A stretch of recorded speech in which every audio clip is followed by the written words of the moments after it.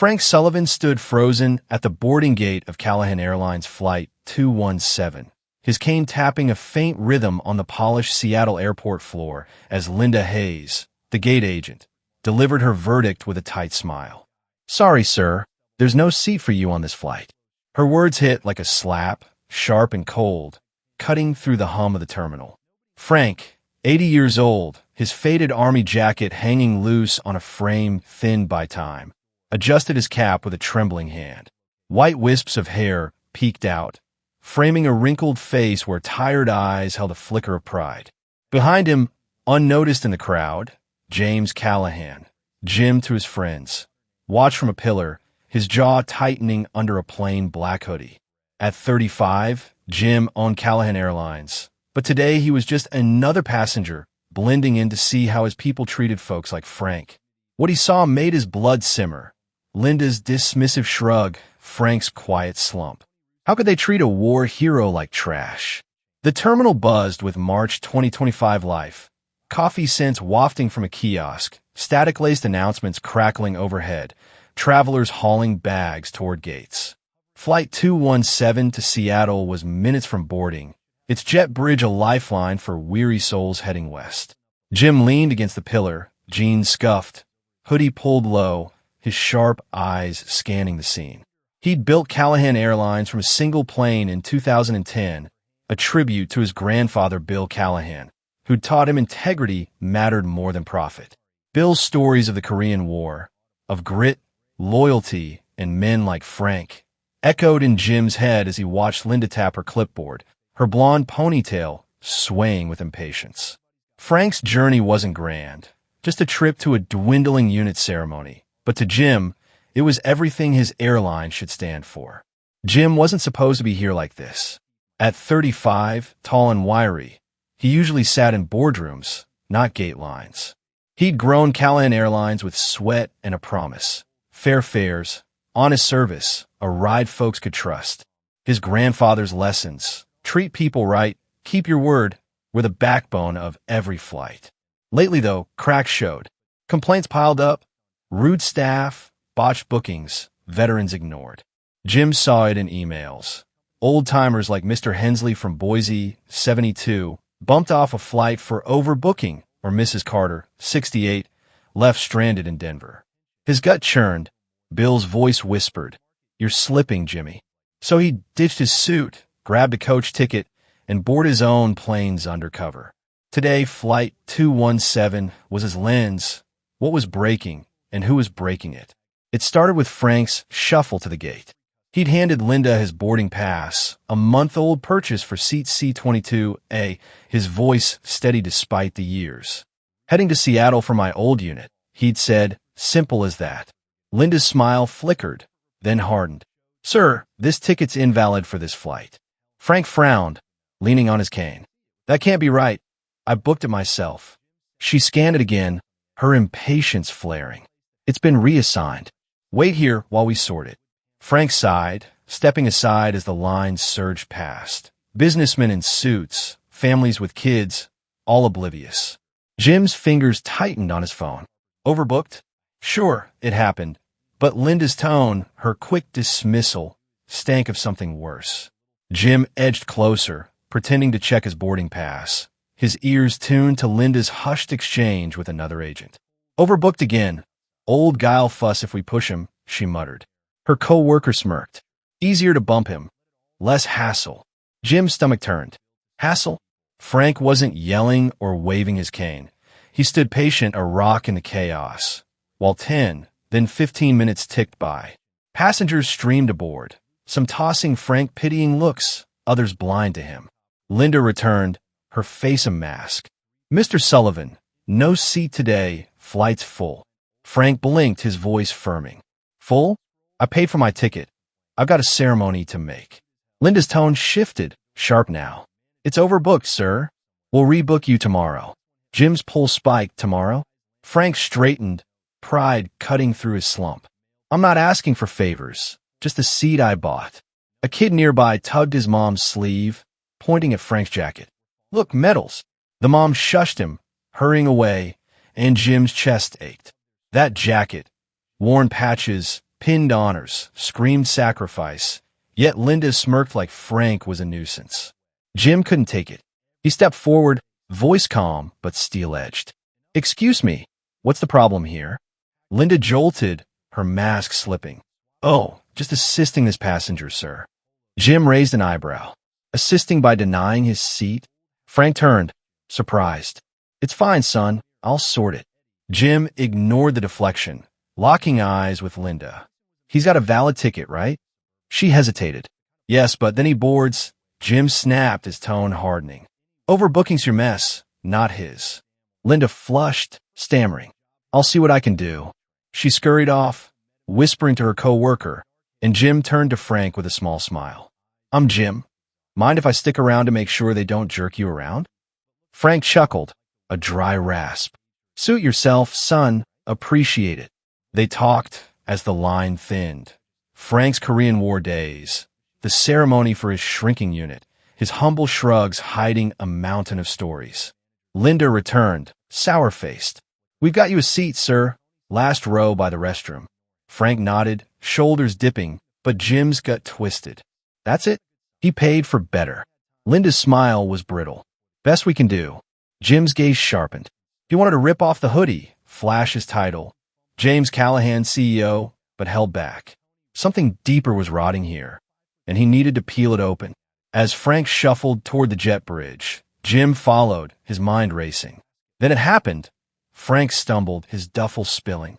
A glint of metal hit the floor, a Distinguished Service Cross, old but polished. Jim's breath caught as he handed it back, his grandfather's voice roaring in his head. "Frank Sullivan saved my life, Jimmy." Could this be him? The man Bill revered? Jim didn't know yet, but he'd find out. They boarded, Frank in the cramped back row, Jim a few seats up, the engines humming as takeoff loomed. Linda's clipped intercom voice droned through pre-flight checks, but Jim barely heard it. That metal, Frank's quiet grit, it wasn't just a seat they denied. It was dignity, history. And Jim, the man who'd built this airline on Bill's values, had let it happen. He gripped his armrest, resolve hardening. Linda had no idea who she just crossed, or who was watching. But she learned soon enough. Jim settled into his seat, the cabin lights dimming, Frank's cane tapping faintly behind him. They're disrespecting a hero, he thought. His undercover guy's a shield for now. Linda thought she'd won, but this was just the start. "If you're as mad as I am about this," Jim muttered under his breath, "hit that like button, subscribe. We're not done yet." James Callahan, Jim to those who knew him, stood at the boarding gate of Callahan Airlines Flight 217, his hoodie shadowing a face tight with fury as Linda Hayes scurried off to fix Frank Sullivan's seat. The old veteran leaned on his cane, patient as stone, while Jim's mind churned. Linda's flimsy excuse, overbooked, didn't hold water. Her smirk and clipped tone screamed disrespect, not logistics. At 35, Jim had seen plenty running his airline. Delays, irate passengers, but this? Denying a war hero his paid seat hit like a punch to the gut. He'd stepped in, voice sharp, demanding answers, and now Linda was backtracking. But Jim wasn't done digging. He needed to know how far this rot spread, and Flight 217 was his proving ground. Linda returned, her smile a thin veneer over irritation. "Mr. Sullivan, we've got you in 32B, last row." Frank nodded, his army jacket rustling as he adjusted his grip on the cane. "That'll do," he said, voice steady but quieter now. Jim's eyes narrowed. He paid for C-22A, not next to the John. Linda's cheeks flushed, but she held her ground. "It's all we've got, sir. Take it or wait for tomorrow." Jim bit back a retort. Calling her out as CEO would end this fast, but he needed more. Frank waved a hand. "It's fine, son, don't fuss." Jim forced a nod, following as Frank shuffled down the jet bridge, but his gut twisted. Linda's attitude wasn't a fluke, it was a symptom, and he'd just scratched the surface.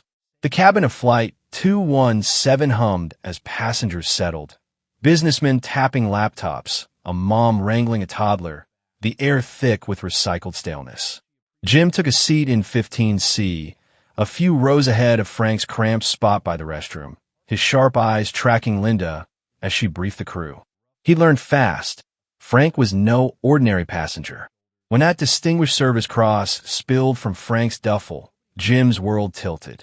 His grandfather, Bill Callahan, had spun tales of a Frank Sullivan, Korean War, unbreakable grit, the man who dragged him from enemy fire in 1951. Could this be him? The medal matched Bill's mantelpiece relic, and Jim's pulse raced with the weight of it. Linda didn't know she'd just sidelined a legend, but Jim did, and it fueled his fire. The real clash came as boarding wrapped.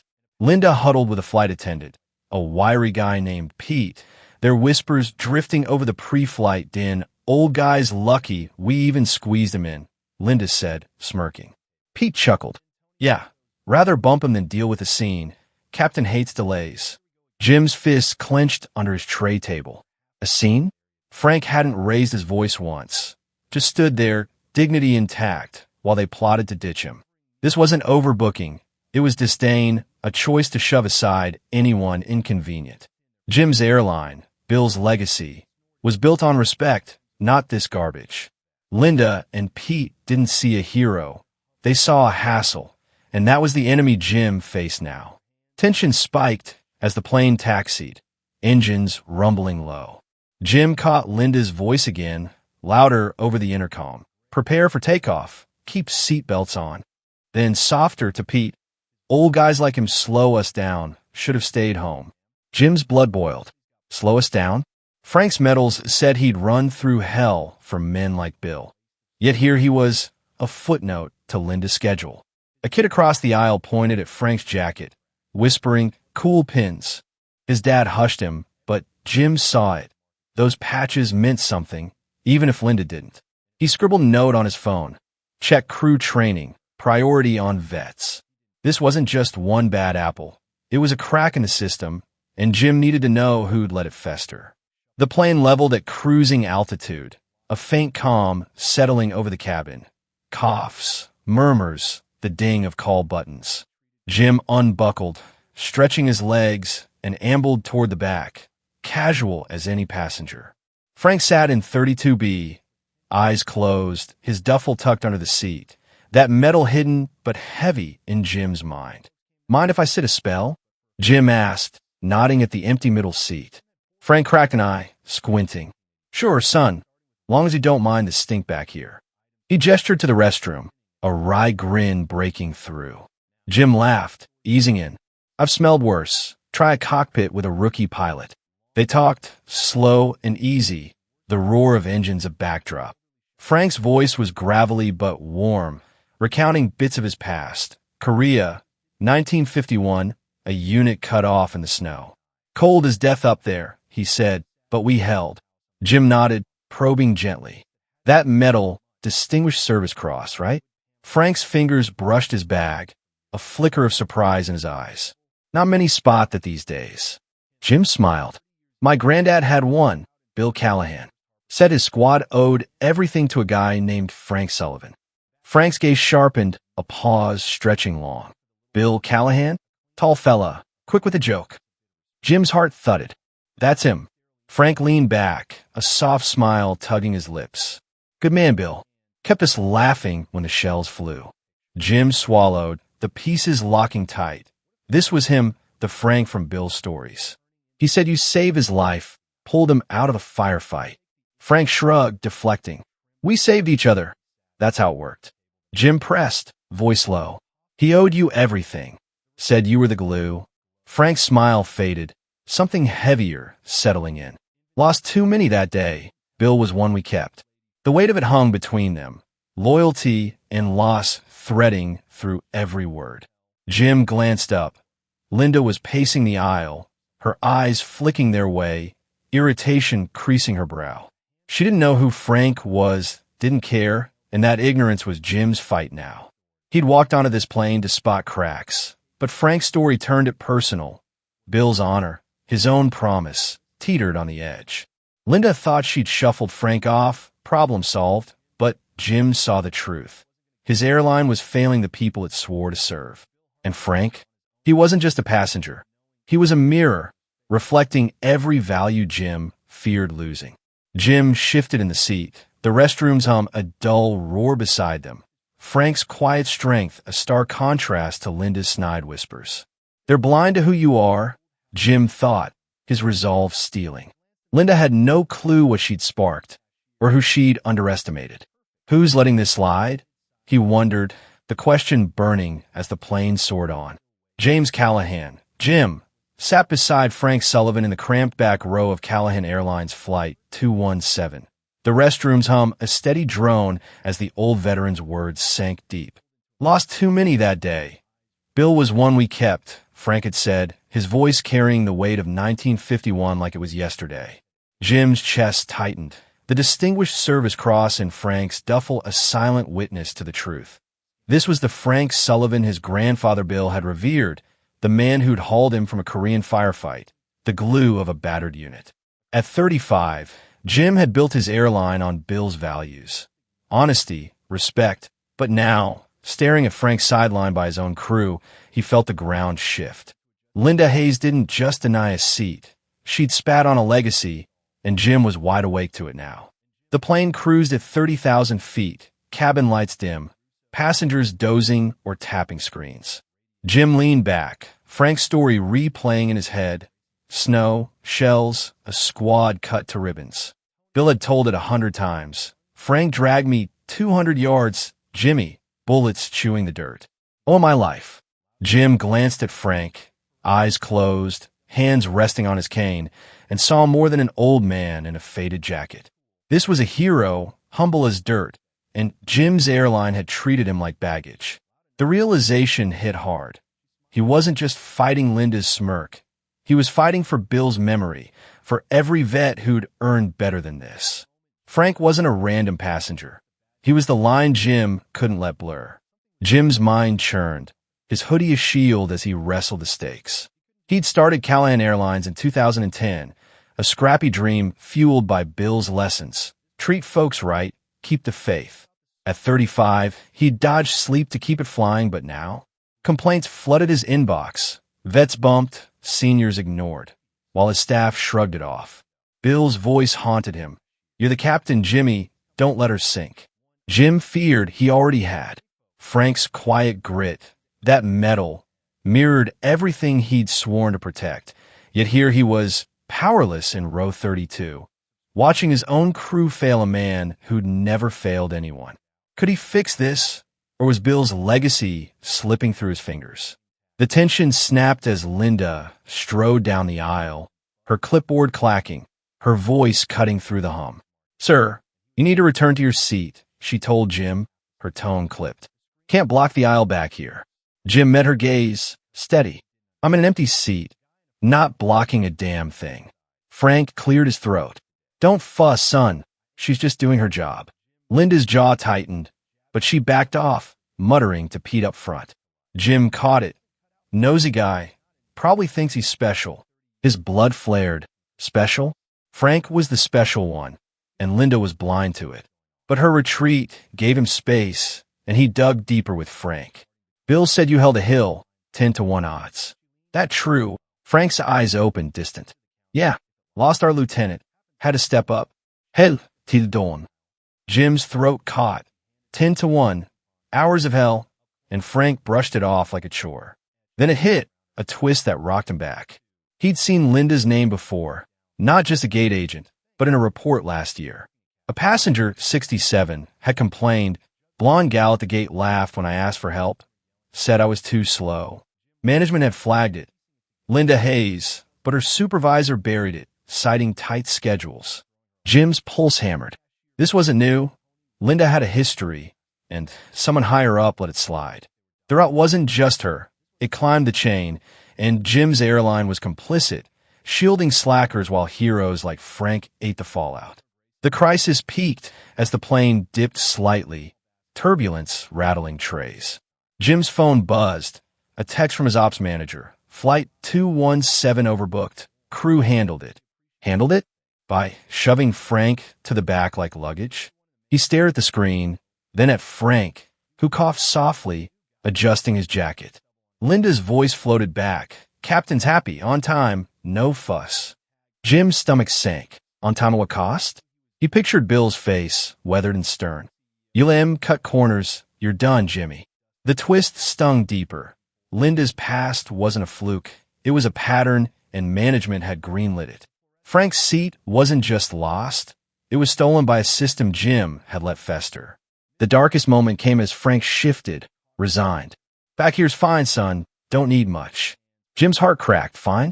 Frank had held a hill against an army, saved Bill, earned that medal with blood, and now he settled for a restroom row because Linda couldn't be bothered.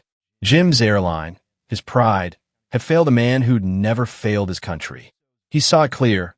Every vet ignored, every senior brushed off, piled on his shoulders. Bill's legacy wasn't slipping. It was crashing, and Jim sat there, undercover and useless, while Frank bore it with a shrug. Linda thought she'd won. Pete smirked up front, and the plane soared on, oblivious to the wreckage below. Jim gripped the armrest. The cabins hum a dull roar. Frank's cane tapping faintly beside him. I've let him down, he thought, Bill's ghost heavy in his chest. Linda's history, management's cover-up, it wasn't just Frank they betrayed. It was everything Jim stood for. Is this the end of Bill's dream? He wondered, the question clawing as the flight stretched on. James Callahan, Jim, sat in the dim cabin of Flight 217, the weight of Frank Sullivan's quiet resignation crushing him. Back here's fine, Frank had said, accepting the restroom row like it was nothing, but to Jim, it was everything. Bill's legacy, his airline's soul, teetering on the edge. At 35, he'd built Callahan Airlines on his grandfather's code. Respect, grit, no shortcuts. Now, staring at Frank's faded army jacket, the distinguished service cross hidden in that duffel, Jim saw the truth. Linda Hayes hadn't just failed Frank. She'd failed every vet, every soul Bill had fought for. But Frank's strength, his unbent spine through decades of scars, lit a fire in Jim. This wasn't the end. It was a wake-up call, and he'd fight to make it right, not just for Frank, but for all of them. The plane touched down in Seattle, wheels screeching, and Jim's resolve hardened as passengers shuffled out. He stuck close to Frank, helping with his bag, the old man's cane tapping steady. Coffee? Jim asked, voice soft. Frank nodded. Sure, son, got time. At a quiet terminal cafe, Jim laid it out. I'm not just some guy. I own this airline. What happened today? Unacceptable. Frank's eyes widened, but he waved it off. Mistakes happen. Don't sweat it. Jim shook his head. No, Frank. You saved Bill, held that hill. You deserve better. He pulled his phone, drafting a plan. Honor flight initiative, priority boarding, upgrades, respect for vets. Frank's story would be the spark, but Jim needed more. Linda's reckoning, a company reborn. Preparation kicked into gear fast. Jim texted his ops manager, Flight 217. Full report. Linda Hayes file now. He called a friend at the VA, pitching the initiative. We honor vets, starting with Frank Sullivan. Back at headquarters next day, he gathered execs, voice steel. We failed a hero, Korean War vet, medal winner, because of laziness and cover-ups. He played Linda's file, past complaints buried by a supervisor, tight schedules, the excuse. This ends now, Jim said, slamming the table. Frank's story drives us. Training overhaul, vet recognition, no more excuses. He eyed the team. And Linda? She faces it head on. Frank sat quiet in the corner, cane propped, his presence a silent push. The showdown hit at a staff meeting a week later. Seattle hangar packed. Crew, execs, cameras rolling. Jim stepped up, Frank beside him, the old man's jacket patched but proud. This is Frank Sullivan, Jim said, voice booming. Saved my granddad, Bill Callahan, in 1951, held a hill against 10-1 odds. Last week, we denied him his seat. Gasps rippled. Linda, near the back, went pale. Jim played a recording. Her voice, old guys slow us down, cutting sharp. This isn't who we are, he snapped. Callahan Airlines honors vets, not shoves them aside. He turned to Frank. Tell him, Frank, what you did. Frank stood slow, voice gravelly. We fought for each other. Lost too many.